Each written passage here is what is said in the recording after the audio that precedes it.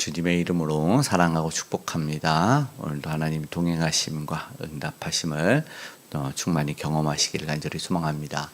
오늘 함께 본 호세아 12장 그리고 앞에 한 절인 11장 12절의 말씀 속에서 하나님이 어떠한 분이신지 우리는 어떠한 인생인지를 보게 되는데요.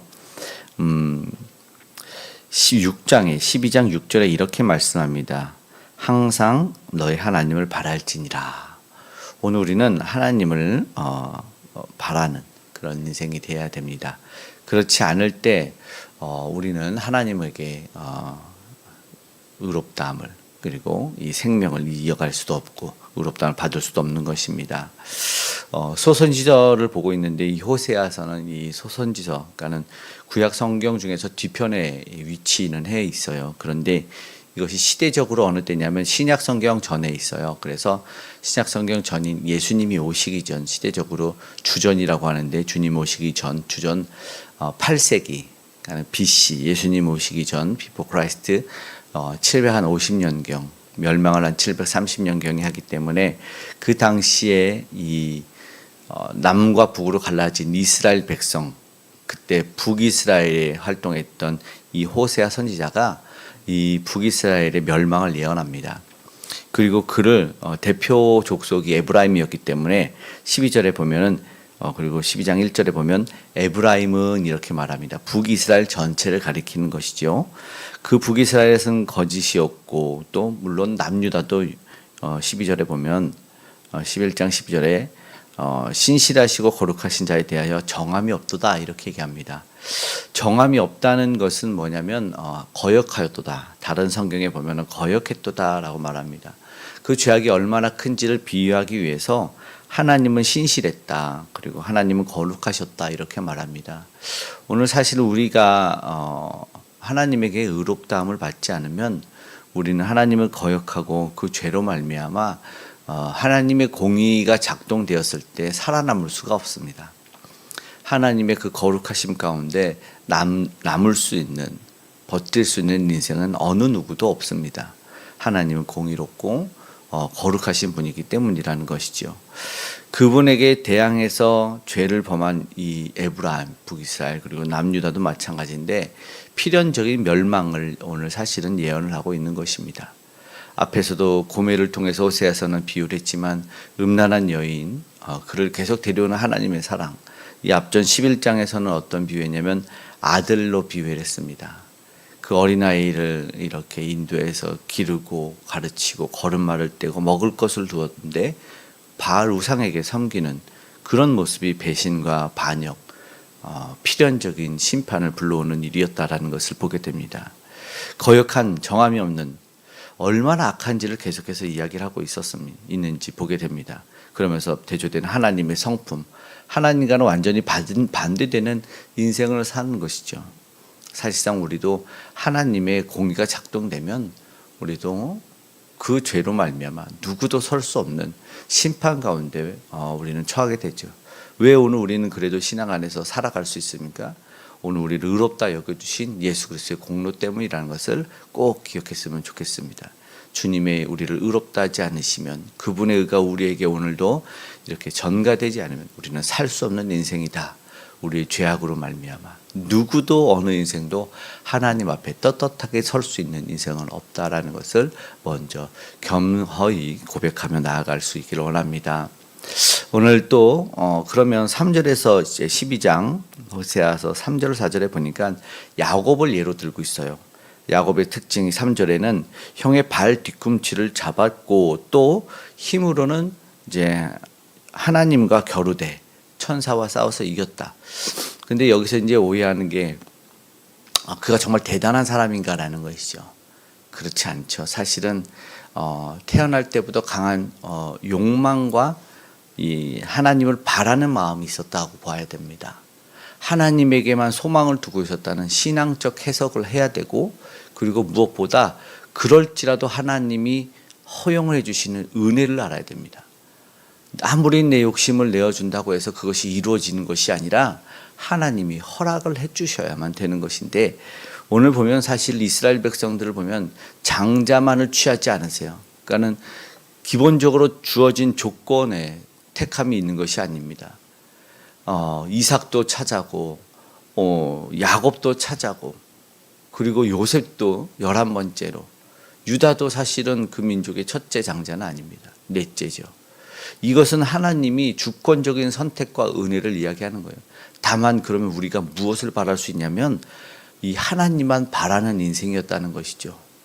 그럼에도 불구하고 나는 그 민족에게 살아야 되겠다. 나는 하나님의 은혜를 받아야겠다. 나는 하나님의 복을 받아야겠다는 그가 하나님을 바라는 간절히 소망했던 인생이었다라는 것만 보여지고 하나님이 중요한 것은 무엇입니까?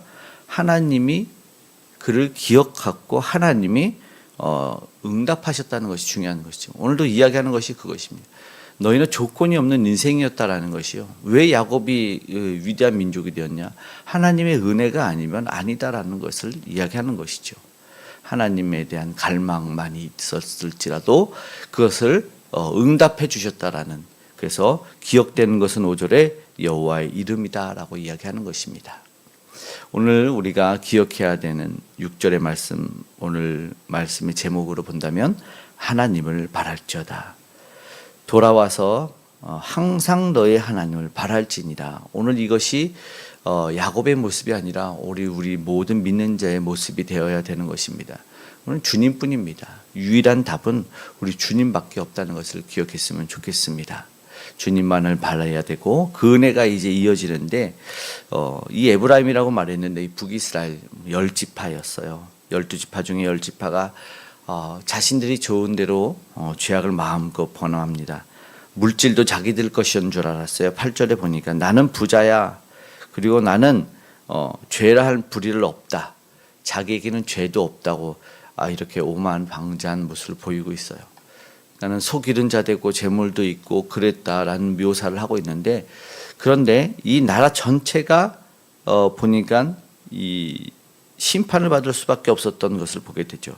하나님은 애굽 때부터 보호하고 장막에 거주하기를 바랬는데 저들은 불의를 행하고 죄를 범했어요. 이것은 개인의 문제가 아니었습니다. 왜 하나님이 그 민족을 버려야 됩니까? 지도자 한 명의 문제도 아니라 백성 모두가 다 문제였어요. 사회적으로 국가적으로 심각한 죄는 하나님의 심판을 부를 수밖에 없는데, 무엇이 우리는 참다운 하나님의 자녀와 백성 그리고 인간다운 삶인지를 생각해 보아야 됩니다.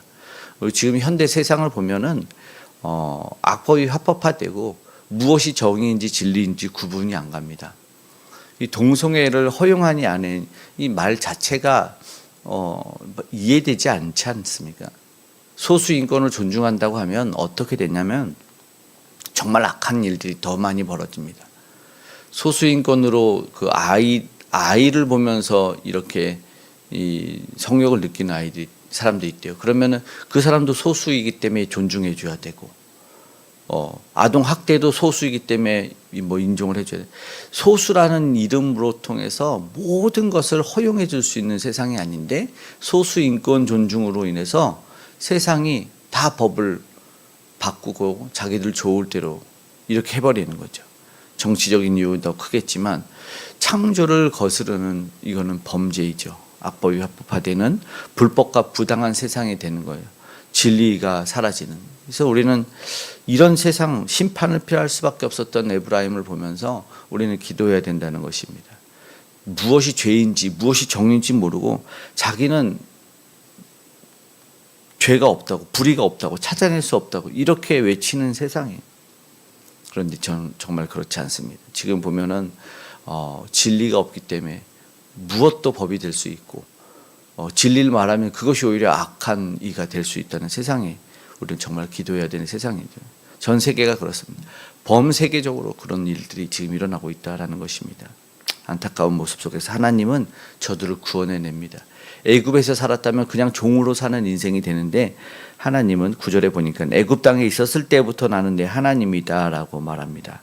그래서 다시 장막에 거주하게 하기를 이렇게 얘기를 하시는 모습이 하나님의 회복을 얘기합니다. 그런데 10절에 보니까 뭐라고 합니까? 선지자를 보내고 이상과 비유를 보였다는데 그래도 듣지 않았대요. 그럼 길앗이 잘못했냐? 11절에 잘못했다 하나님 말합니다. 불의를 했다. 그리고 거짓을 했냐? 거짓을 했다. 11절에 분명하게 그렇게 얘기합니다. 제사를 드리며 그런 일을 했다. 12절 야곱이 아람의 들로 도망을 했다. 하나님을 버리고 갔다는 이야기를 또 이야기를 하고 있는 것입니다. 징계가 두렵다면, 심판이 두렵다면 최소한 돌이킬 수 있어야 되고 하나님의 말씀을 깨달아 알아야 됩니다. 하나님은 끝까지 13절의 말씀에 이렇게 얘기합니다. 여호와께서는 한 선지자로 이스라엘을 애굽에서 인도하여 내셨고 이스라엘이 한 선지자로 보호받았거늘. 이것은 무슨 말이냐면 모세인데 모세의 이름을 언급하지 않아요. 애굽에서 불러낸. 무슨 말이냐면 하나님이 기름 부어 세우신 그리스도를 이야기하죠. 메시아를 통해서 그 민족을 구원해냈다. 그러면 이 백성이 지금 무엇을 바라야 되냐면 이 호세아서의 메시지 가운데 하나님이 택하여 세우신 그리스도가 자신들을 구원해 주신, 하나님이 보내실 분께서 자신의 민족을 회복시키고 살려주실 것을 이야기합니다. 오늘 우리는 궁극적으로 누구를 말하는지 압니다. 저들은 인간적인 힘센 다윗을 이야기하지만 사실 오늘 우리는 그분이 메시아인 예수 그리스도라는 걸 알고 있습니다. 그분이 이 땅에 오심으로 말미암아 참된 종되었던 곳에서 우리를 인도해 내주셨고, 그리고 하나님의 백성으로 오늘 우리는 모든 것이 회복되어 살아갈 수 있게 하셨다라는 것이죠. 인도를 받아야 되기 때문에 저들이 그리스도와 메시아라는 분을 앙망했던 것처럼 오늘 우리도 유일한 희망을 예수 그리스도에게 두어야 된다는 것입니다. 오늘 우리의 인생에 어려움이 있고 이해되지 않는 일들과 걱정, 근심이 있을 수 있습니다. 그러나 그때 회복이 언제 일어나냐면 바로 한 선지자의 보호하심으로 이렇게 회복된다라는 것을 기억했으면 좋겠습니다. 그래서 어떻게 하시냐면 극심한 그 어려움에서 그리고 그의 수치를 물러가게 하실 분. 그러나 그들은 그를 거부했기 때문에 받았던 수치와 극심한 고통이 있었지만 그리스도를 바라고 앙망하면 오늘 우리는 회복될 것을 이야기하는 것을 오늘 보게 됩니다. 오직 예수 그리스도를 바라고 그분의 인도와 보호를 받기를 소망하고 그래서 우리에게 임할 징계와 그 심판을 피할 수 있기를 우리 간절히 소망하고 오늘 주님만 바라고 앙망하는 오늘 하루 되기를 간절히 소망합니다. 아멘. 기도하겠습니다. 사랑의 아버지 하나님, 내가 스스로 구원할 수 있다는 어리석은 세상 가운데 오늘 우리는 참된 구원자 예수 그리스도를 보는 인생 되기를 원합니다. 오늘의 삶 속에서도 때로는 주님을 인정하지 않고 주님과 함께 동행하심을 아버지 하나님 인정하지 않고 우리가 무언가 할 수 있는 것처럼 아버지 교만하게 행동하고 생각하고 말한 것을 용서하여 주시옵소서. 오직 우리를 구원하시고 보호하실 분이 주님이 보내신 메시아 예수 그리스도 우리 구주이심을 아버지 하나님 고백하며 우리가 감사를 올립니다. 주님 동행하시고 도와주시고 아직도 주를 몰라 자신들이 구원하려고 자신들이 무력으로 자신들의 재력으로 지력으로 아버지 하나님 구원해내려고 애쓰는 이들을 아버지 불쌍히 여겨 주시옵소서. 그래서 저들이 행하는 모든 전쟁과 다툼과 싸움이 멈출 수 있도록 도와주시기 원합니다. 다시 우리를 위해서 이 땅에 보내신 그리스도 예수를 붙잡고 회복을 경험하는 모두가 되게 도와주시고 이 나라 이 민족뿐만 아니라 세계 열방도 그리게 될 수 있도록 도와주시옵소서. 하나님의 공의를 모르고 주의 정의를 모르기 때문에 진리가 사라진 세상에 악법이 아버지 창궐합니다. 그리고 아버지 하나님 그것이 합법화되지 않도록 주님 도와주시길 원합니다. 우상이 무엇인지 몰라 아직도 자신이 하나님의 자리를 찬탄합니다. 우리 북한 아버지 하나님 불쌍히 여겨주시고 다시 한번 그것이 무너져 내림에 아름다운 복음의 통일로 이어져 갈 수 있도록 은혜를 베풀어 주시옵소서. 주님이 지키시고 보호해 주시기 원합니다. 주님을 앙망하는 이들에게 은혜를 더하시고 특별히 믿는 백성들 간절한 기도와 소망에 응답하여 주시옵소서.